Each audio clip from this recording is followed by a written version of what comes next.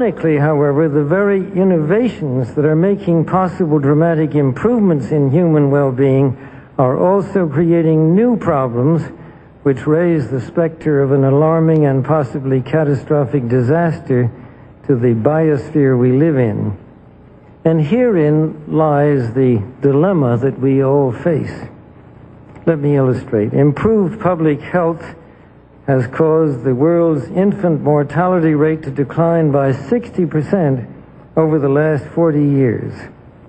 In the same period, the world's average life expectancy has increased from 46 years in 1950s to 63 years today.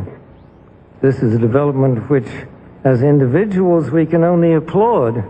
However, the result of these positive measures is a world population that has risen during the same short period of time geometrically to almost 6 billion people and could easily exceed 8 billion by the year 2020. The negative impact of population growth on all of our planetary ecosystems is becoming appallingly evident. The rapid growing exploitation of the world's supply of energy and water is a matter of deep concern, and the toxic byproducts of widespread industrialization have increased atmospheric pollution to dangerous levels. Unless nations will agree to work together to tackle these cross-border challenges posed by population growth, overconsumption of resources, and environmental degradation, the prospects for a decent life on our planet will be threatened. The recent UN meeting in Cairo is appropriately focused on one of these key issues, population growth.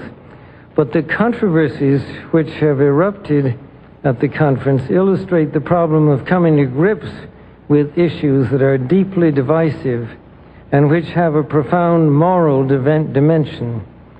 The United Nations can and should play an essential role in helping the world find a satisfactory way of stabilizing world population and stimulating economic development in a manner that is sensitive to religious and moral considerations.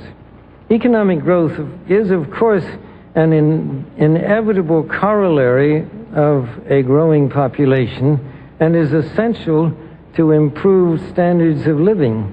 But without careful coordination, unrestrained economic growth poses further threats to our environment.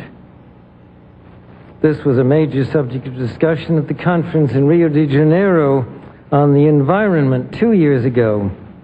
The focus then was on sustainable growth and global development. It was pointed out at the conference that growth is most efficiently managed by the private sector, but regulation of the process by national governments and international bodies is also needed. And once again, the United Nations should certainly be among the catalysts and coordinators of